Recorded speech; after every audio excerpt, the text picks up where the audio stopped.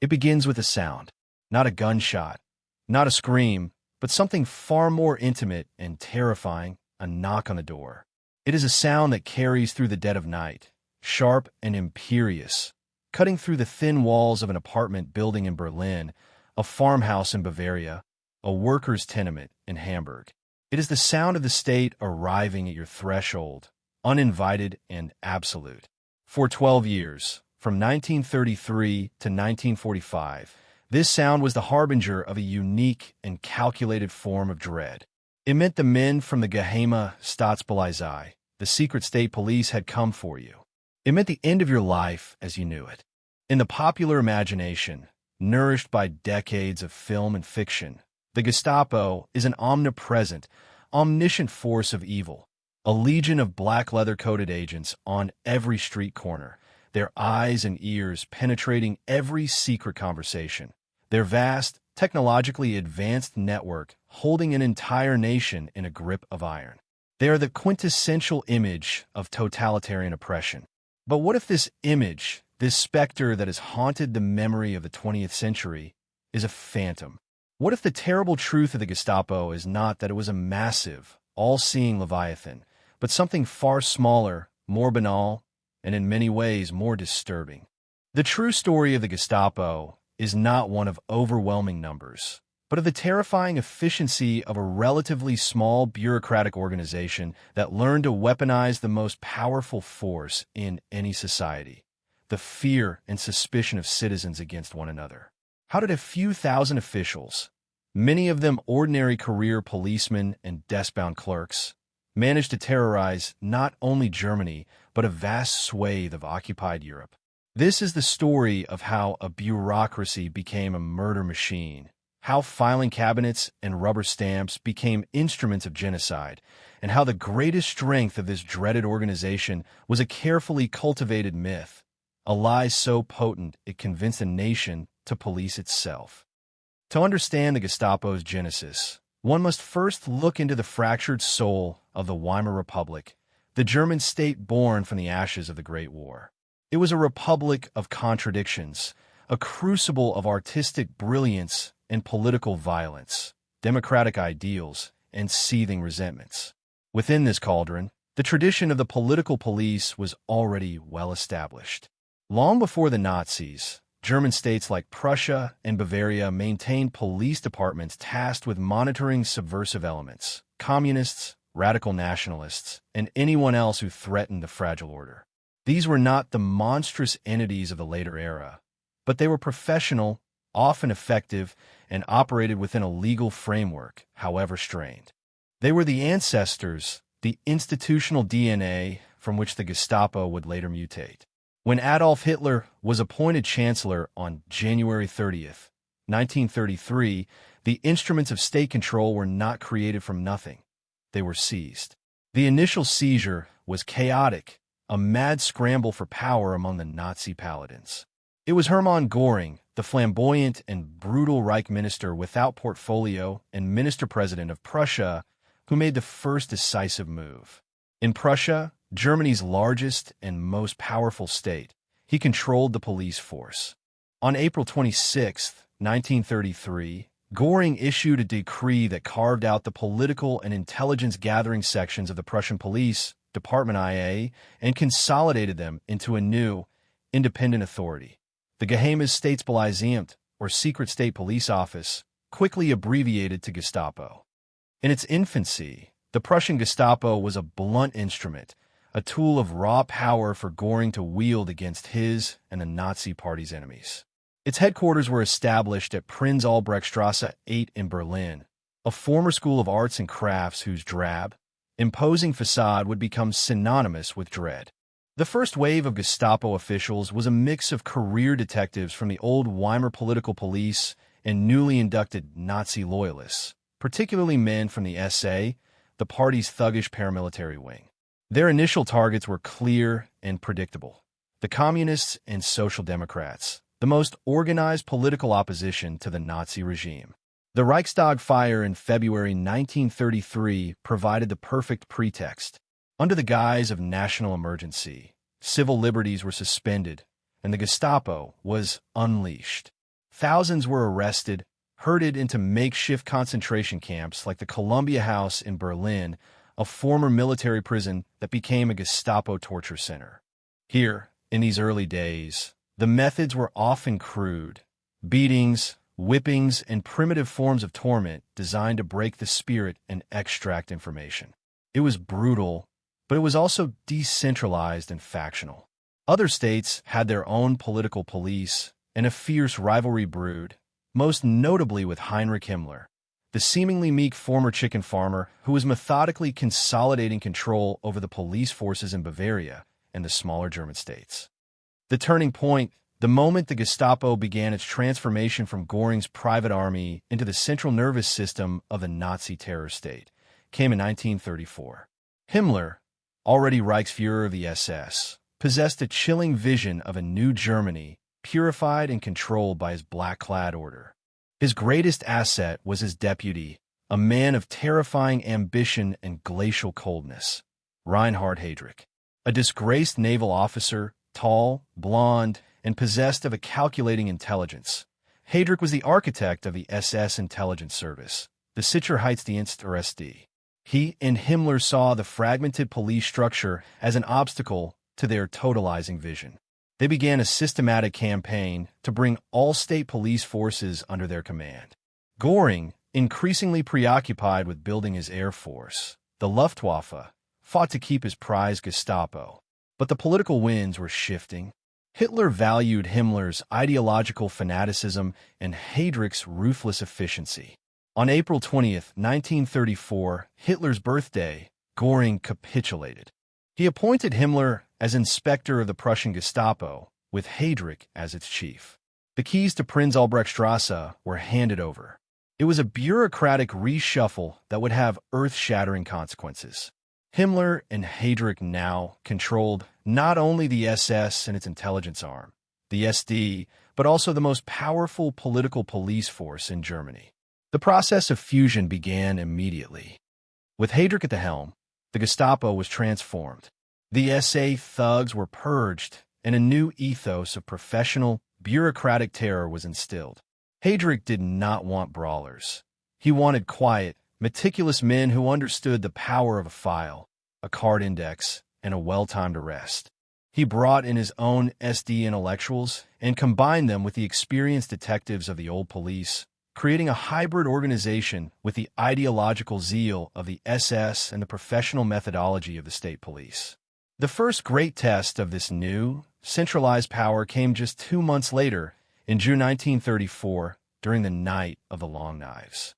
It was on this bloody weekend that Hitler, urged on by Himmler and Göring, moved to eliminate the leadership of the SA, whose leader Ernst Röhm was seen as a rival. The Gestapo, working hand in glove with the SS, played a central role. They compiled the death lists, directed the arrest squads, and conducted the cold-blooded interrogations and executions. It was a seamless operation of state-sanctioned murder, demonstrating with terrifying clarity that the new combined police force could operate entirely outside the law to eliminate any perceived threat to the regime, even those within the Nazi Party itself. The legal foundation for this reign of terror was solidified in February 1936. A new set of laws, drafted by Nazi legal theorists, formally merged all state police forces into a national entity under Himmler. The Gestapo was designated as the executive branch of this new structure, and crucially, the laws included a clause that would become its charter of absolute power. It stated that the orders and actions of the Gestapo were not subject to judicial review. In a single stroke of the pen, the courts were rendered powerless. There could be no appeal, no legal challenge. A Gestapo decision was final. If they decreed you were an enemy of the state, you were. If they ordered your incarceration in a concentration camp under protective custody, Schutzhaft, no judge or lawyer could save you. The Gestapo was now officially above the law, an entity accountable only to its superiors, Heydrich, Himmler, and ultimately Hitler. This legal immunity was the engine of its power, allowing it to operate with a freedom that was absolute and terrifying. The knock on the door was no longer just the beginning of an investigation. It was the verdict and the sentence, delivered all at once. The man chosen by Heydrich to run the day-to-day operations of this newly empowered organization was a figure who perfectly embodied its chilling ethos. His name was Heinrich Müller. Unlike the ideologically driven Heydrich or the mystically inclined Himmler, Müller was the consummate professional, the career policeman. He was a Bavarian, a veteran of the First World War, and had spent the entire Weimar period working for the Munich political police, ironically hunting down extremists on both the left and the right, including the Nazis. He was not a flashy intellectual or a charismatic leader. He was stocky, coarse, with a square head and penetrating eyes. He was a man of the office, a master of the card index, the telephone, and the bureaucratic process. He joined the Nazi Party late and reluctantly, only when it became essential for his career. His allegiance was not to the ideology, but to the state and to the efficient functioning of the police apparatus.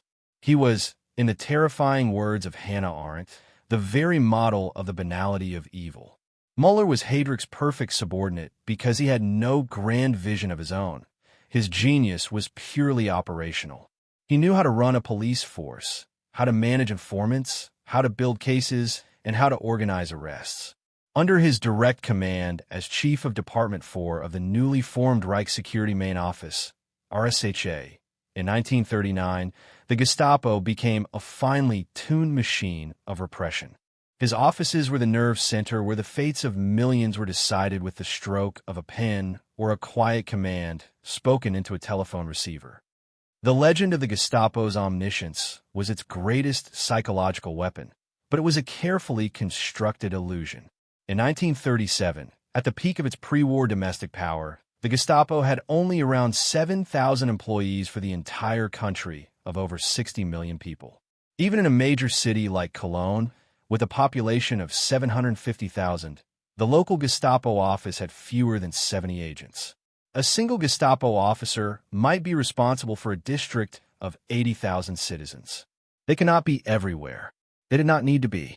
The Gestapo's true power source was not its own agents, but the German people themselves. The regime cultivated a climate of fear and suspicion where citizens were encouraged and often rewarded for denouncing their neighbors, colleagues, and even family members. The motives for these denunciations were complex and deeply human. Some were driven by genuine Nazi fanaticism, but many more acted out of petty jealousy, professional rivalry, personal greed, or a desire to settle old scores. Did you want a neighbor's apartment? Did a colleague get a promotion you coveted? A simple, anonymous letter to the local Gestapo office could solve the problem. Historians who have studied the surviving Gestapo files from cities like Würzburg and Dusseldorf have found that the vast majority of investigations, upwards of 80% in some areas, were not initiated by the Gestapo itself, but by these voluntary denunciations from ordinary citizens. The Gestapo became, in effect, a processing center for the malice and fear of the German populace. It was a system of outsourced surveillance, far more effective than any army of secret agents could ever be. The primary tool of the Gestapo was not the rubber truncheon, but the file folder. It was, first and foremost, a bureaucratic organization. When a denunciation was received, a file was opened. An investigation would begin, often quietly. The local Nazi Party block warden, the Blockleiter, who was responsible for a neighborhood of a few dozen households, might be asked to provide a report on the suspect's political reliability. Neighbors might be discreetly questioned. The accused mail might be intercepted. Only when a case was sufficiently built would the arrest be made. The interrogation that followed was also a calculated process. While physical torture was certainly used, especially against hardened political opponents or in cases deemed critical, the Gestapo's preferred method was psychological. The desk interrogation, Schreibtischverhör, was a masterpiece of intimidation. The suspect would be brought, often after being held in isolation for days, into a stark, impersonal office. They would sit on a small stool while the Gestapo official sat comfortably behind a large desk, the full authority of the state embodied in his calm, methodical demeanor. The interrogator would already have a thick file in front of him, containing the denunciation, reports from neighbors, intercepted letters, and records of past associations. He would begin questioning in a quiet, almost conversational tone, demonstrating an unnerving knowledge of the suspect's private life.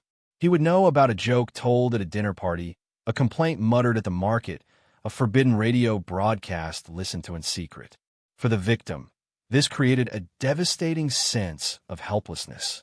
It seemed the Gestapo really did know everything. Their entire world had been penetrated, their secrets laid bare. This psychological pressure was often enough to produce a confession, which would then be meticulously typed up for the suspect to sign. When psychological pressure failed, the methods would escalate.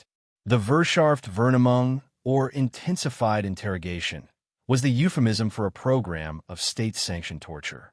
This was not the random brutality of the early SA camps, but a regulated, bureaucratically approved process. An interrogator had to apply in writing to his superiors, outlining why such methods were necessary. If approved, the torture would be administered under medical supervision, with a doctor present to ensure the victim did not die prematurely. The methods were varied and sadistic. Prolonged sleep deprivation, beatings with rubber hoses or cowhide whips, suspension from the wrists, and the infamous bath treatment, where the victim's head was repeatedly forced into a tub of ice-cold water until the point of suffocation. The purpose was not just to extract information, but to break the individual completely, to strip them of their dignity and their will to resist. The ultimate weapon, however, was Schutzhaft, or protective custody. This was the legal mechanism that allowed the Gestapo to imprison anyone indefinitely, without trial or charge, in a concentration camp. A Schutzhaft order, signed by Heydrich or Mahler, was a one-way ticket to Dachau, Buchenwald, or Sachsenhausen. It was the threat that hung over every interrogation, the ultimate expression of the Gestapo's power over life and death. The focus of Gestapo repression evolved over time.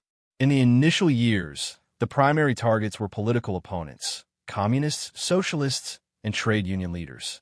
The goal was to shatter the organized working-class opposition to the Nazi regime. By 1935, with these groups effectively crushed, the net was cast wider. The Gestapo began to enforce the Nazi state's vision of racial and social purity. Special departments were created to deal with new categories of enemies, the Nuremberg Laws of 1935, which criminalized relationships between Jews and non-Jewish Germans, created a new area of enforcement.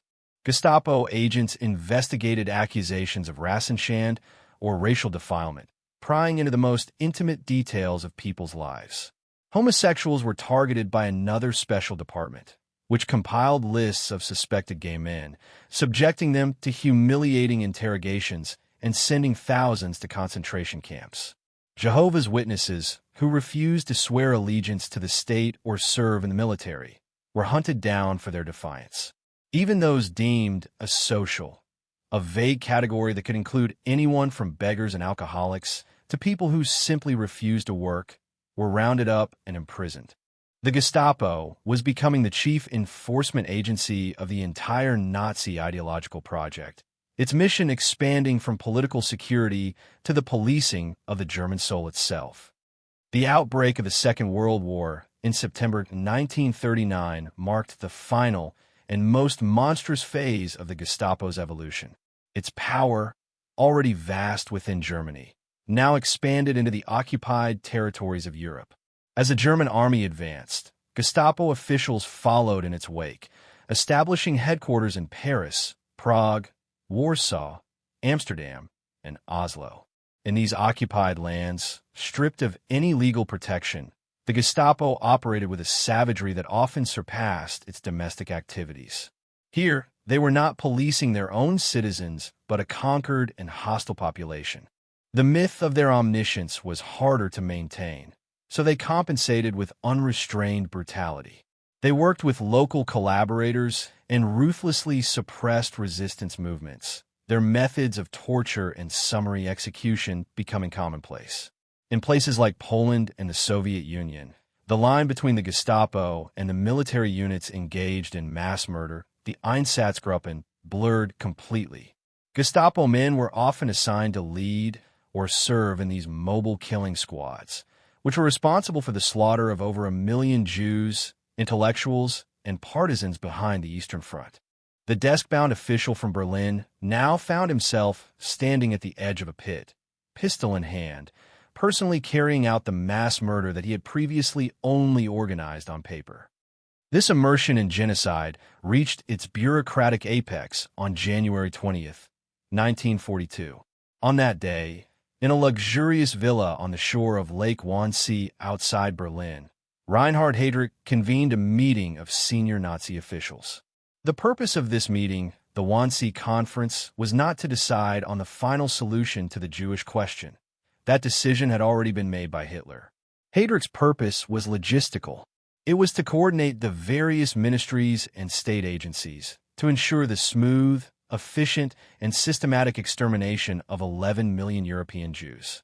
It was the ultimate expression of the modern, bureaucratic approach to mass murder. The language of the meeting was sterile and euphemistic.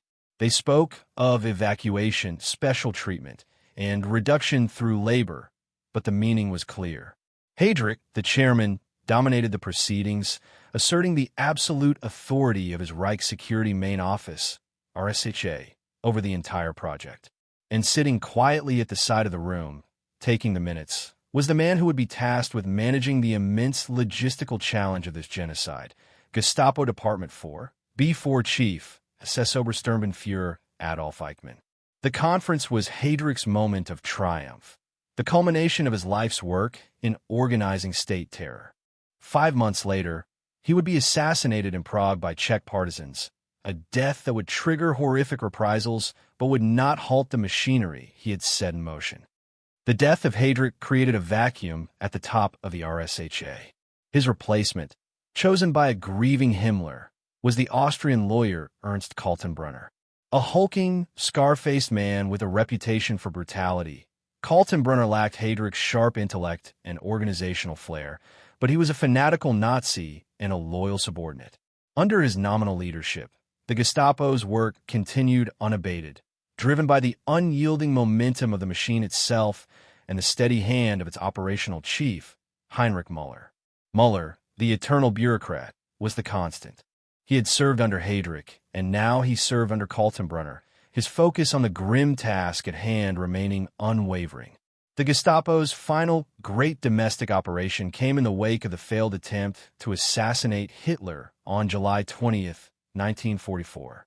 The plot, led by a group of army officers, unleashed a wave of paranoia and fury from the Führer. He demanded a purge of unprecedented ferocity. The Gestapo was tasked with hunting down anyone even remotely connected to the conspiracy. Under Müller's personal direction, Operation Thunder was launched. Over 7,000 people were arrested. The interrogations were savage, the trials before the notorious People's Court were a sham, and the executions were barbaric. Many of the condemned were slowly strangled with piano wire, the entire process filmed for Hitler's private viewing. It was the Gestapo's last convulsion of terror, a final, murderous spasm as the Reich itself began to crumble. As Allied armies closed in on Germany from east and west in the spring of 1945, the Gestapo apparatus began to disintegrate. In the chaos of the collapsing regime, officials scrambled to cover their tracks.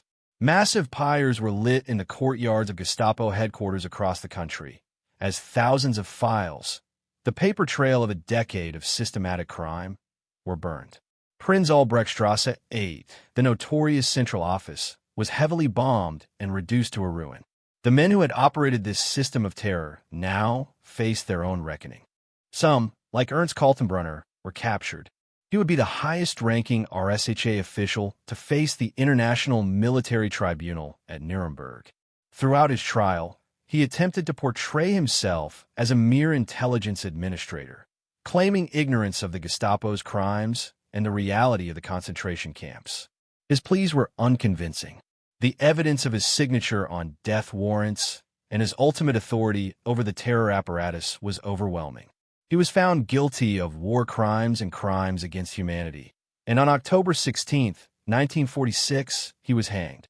But the fate of the Gestapo's true operational heart, its most indispensable cog, remains one of the great enduring mysteries of the post-war era. Heinrich Müller, the man who knew more about the inner workings of the Nazi terror state than almost anyone, was last seen in the Führerbunker in Berlin on April 29, 1945, the day after Hitler's marriage to Eva Braun.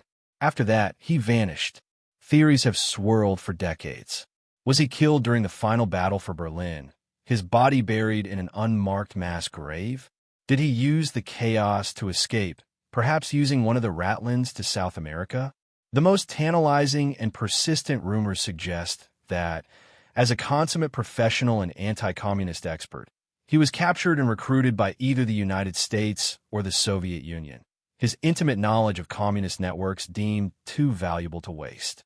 He was hunted for years by intelligence agencies and Nazi hunters, with alleged sightings reported from Panama to Czechoslovakia, but he was never found. Heinrich Müller, the ultimate desk murderer, the faceless bureaucrat of terror, simply disappeared from history, leaving behind only a legacy of meticulously documented evil and a haunting, unanswered question. The Nuremberg trials did more than just sentence individual perpetrators like Kaltenbrunner. They also passed judgment on the organizations themselves. In a landmark decision, the tribunal declared the Gestapo, along with the SS and the SD, to be a criminal organization. Membership in it after 1939 was deemed a crime. This collective condemnation was a recognition that the evil of the Gestapo was not just the product of a few sadistic leaders, but was systemic, inherent in the very structure and purpose of the institution itself. The thousands of clerks, interrogators, and administrators who had faithfully served it were all complicit in its crimes. The trial and the subsequent denazification programs sought to purge German society of this poison, but the shadow of the Gestapo would linger for a long time. The ruins of its headquarters at Prinz-Albrechtstrasse 8 were left as a rubble-strewn lot for decades, a scar on the landscape of Berlin that Germans seemed unsure how to confront. Only much later would it be transformed into the topography of terror, a museum and memorial dedicated to documenting the crimes of the institutions that were once housed there. In the years since its demise, the Gestapo has become a cultural shorthand for totalitarian evil. The image of the menacing agent in the black trench coat and fedora is a staple of spy thrillers and war films, a convenient and easily recognizable villain.